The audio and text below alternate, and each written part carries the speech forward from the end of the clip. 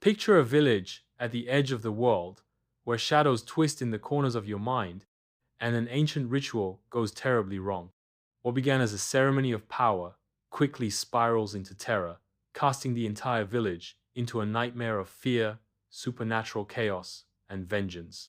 Joel, an outsider from the city, finds himself drawn into the web of mystery that threatens to tear the village apart.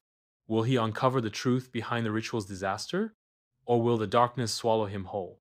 Prepare yourself for a chilling ride into the unknown. Like, share, comment, and subscribe if you're ready for the darkest secrets to be revealed. Let's dive in. The village of Wathaka was a hidden gem in the African wilderness, surrounded by lush, towering trees and the dense wilderness of an ancient forest. Life was simple. Here farmers tended to their crops, elders passed down knowledge through stories, and children played by the river, unaware of the ancient forces at play beneath the surface. But beneath the tranquility, there was an ever-present undercurrent of mystery that made outsiders uneasy. For centuries, Wathaka had been home to a secret ritual passed down through generations. It was a spiritual practice rooted deeply in the belief that the balance between the living and the spirits was fragile and sacred. The villagers invoked the spirits of their ancestors for protection and wisdom, offering sacrifices, chants, and dances beneath the moonlit sky. These rituals were seen as the lifeblood of the community, ensuring their prosperity and safety. Joel, a seasoned journalist seeking a story that would catapult him into fame, had heard whispers of Wathaka's mysterious practices. The rumors were like wildfire village, plagued by strange occurrences, unexplained disappearances, and a series of tragic deaths. Joel, intrigued and looking for an opportunity to investigate an untouched subject, set out to uncover what was really happening in the village. But upon his arrival, he felt an overwhelming sense of foreboding. The villagers eyed him suspiciously, and there was a palpable tension in the air. Something was wrong here, something beyond the oddities of a simple village life. As Joe walked through the dirt roads lined with huts, he was struck by the silence. It was as if the very land itself was holding its breath. The wind blew gently through the trees, yet no birds called out in the distance, and the river flowed unnaturally quiet. The sense of isolation was profound. And then there were the eyes of the villagers who avoided him as if he were an intruder. They spoke in hushed tones, even though they had not yet shared a word with him.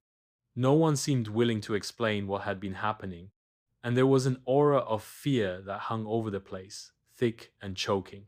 Jozetta, the high priestess of Wataka, was a figure of awe and fear. Her presence in the village was like the breath of the wind, always there, yet unseen. The villagers spoke of her in reverent tones, referring to her as the seer or the messenger, a woman who could speak to the ancestors and control the forces that others only dared to invoke. Jozetta's power, however, came at a cost she was more than willing to pay. Since she was a child, Jozetta had shown unusual abilities. Her family, steeped in the village's spiritual traditions, had recognized her potential early on. Trained in the ways of the ritual, she quickly rose to the position of ritual leader, and her powers grew with each passing year. The spirits trusted her, and in return, she guided the village with wisdom, ensuring good harvests, protection from disease, and prosperity for all. But as Jozetta aged, her thirst for power deepened. She no longer saw the rituals as a way to maintain balance. She saw them as a means to seize control. For years, she had been trying to push the boundaries of what the spirits could offer. The other elders, who believed in maintaining respect and humility, had grown wary of Jozetta's ambition. They cautioned her against trying to control the spirits, warned her that tampering with forces she did not fully understand would come with dire consequences. But Jozetta was determined. She believed that the spirits could be made to serve her bend to her will, and on the night of the ill-fated ritual, she pushed her limits too far.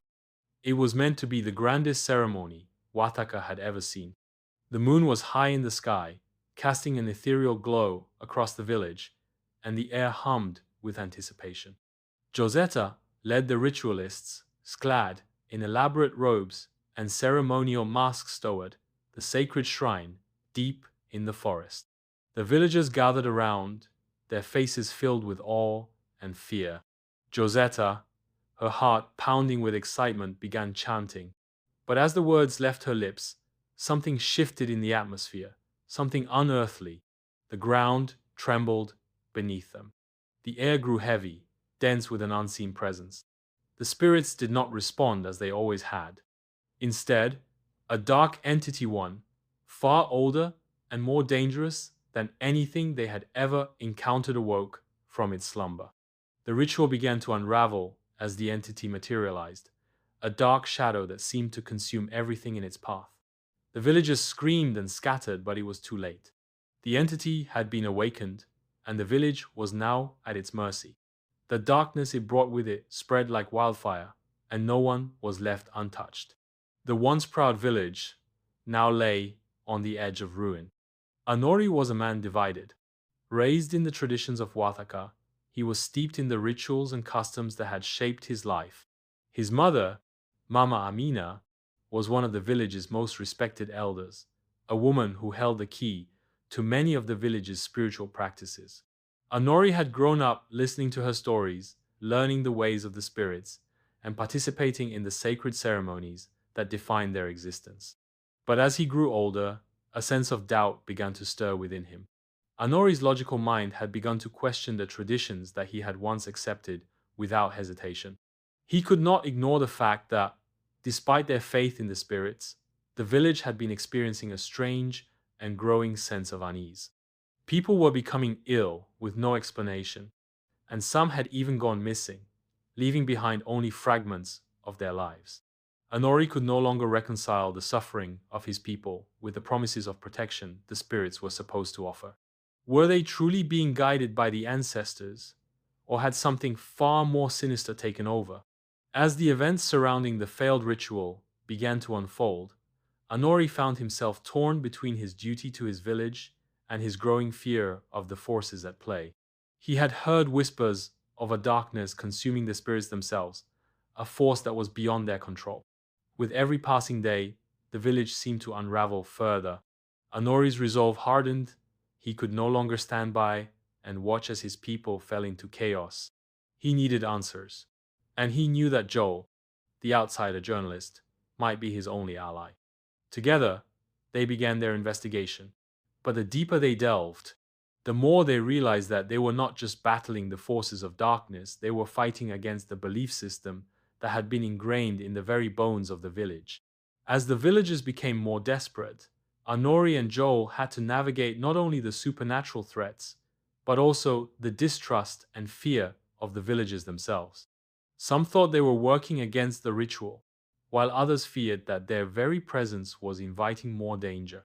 The tension between the traditionalists and the skeptics grew, and the village seemed poised on the brink of civil war. Are you starting to feel the tension? Like, share, comment, and subscribe to make sure you don't miss what happens next. The truth is closer than ever, but the stakes are higher than anyone can imagine. Joel and Anori are about to face forces beyond their control, and it's a race against time. Amber was unlike any other child in the village. From the moment she was born, there was an aura of mystery about her. As a young girl, she would often wander into the forest alone, speaking to the trees and the wind, claiming to hear the voices of the spirits. Mama Amina, sensing something extraordinary in the child, took her under her wing, teaching her the ways of the ritual and the ancient traditions of Wataka.